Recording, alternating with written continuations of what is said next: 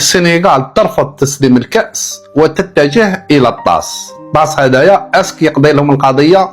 دوك نتكلموا في الموضوع هذا. دوك نقرا لكم البيان تاع الاتحاد السنغالي واش دار، ولقيت هذه الصور يعني انسى باش تديها. ومن بعد موراها زادوا داروا بيان فيه صفحتين، دوك نقراوه. الصفحة الأولانية كيما راكم تشوفوا لهنا، دوك نجيو للقضية تاع الطاسة. الصفحة الأولانية كيما راكم تشوفوا لهنايا تقول لك أبلغ الاتحاد السنغالي لكرة القدم اليوم بقرار لجنة الاستئناف التابعة للاتحاد الإفريقي لكرة القدم كاف الصادر بتاريخ 17 مارس 2026. حتى التوقيت انا نقول لكم واحد التوقيت في الماتش تاع مانشستر سيتي والريال، يقول لك الناس يكونوا لاتيين، التوقيت على بالك كلش منظم. الاتحاد يعني ما تفهمش اسك المشاعر تاعكم مع المباراه تاع بين مانشستر سيتي وريال مدريد زادوا خلطوها لك مع المشاعر، يعني تبقى هاك وهاك، يعني فهمت.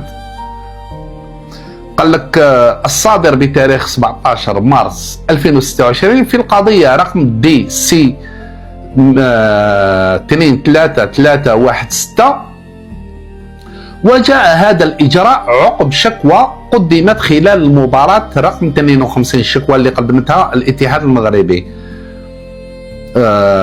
واسمها 52 من بطولة كأس الأمم الإفريقية أفكون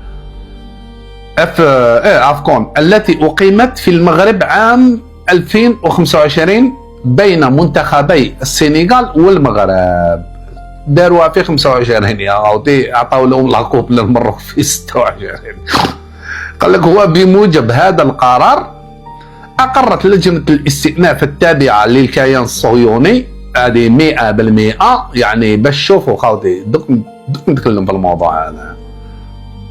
قلقتني هذيك العجوزة تاع البارح، كانوا عندي بزاف واش نحكي، كالماتني على كل حال ممكن فيها خير.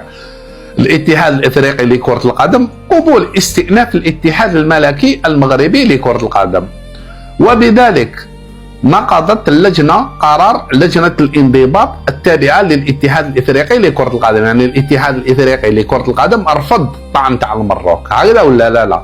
بعد راح لجنة الاستئناف، يعني لقجع ما راحش للطاس، نو يا نورمالمون يروح للطاس، راح لجنة الاستئناف استأنف على قرار تاع الاتحاد الافريقي.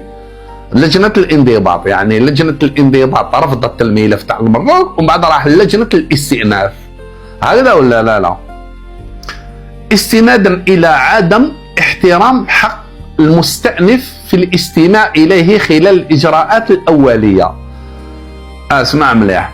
قررت لجنة الاستئناف ايضا ان سلوك المنتخب السنغالي يندرج تحت المادتين 82 و 84، يعني قالوا لهم باللي انتم راكو درتوا خالفتوا المادة 82 و 84 اللي حكينا عليها من لوائح كأس الأمم الإفريقية.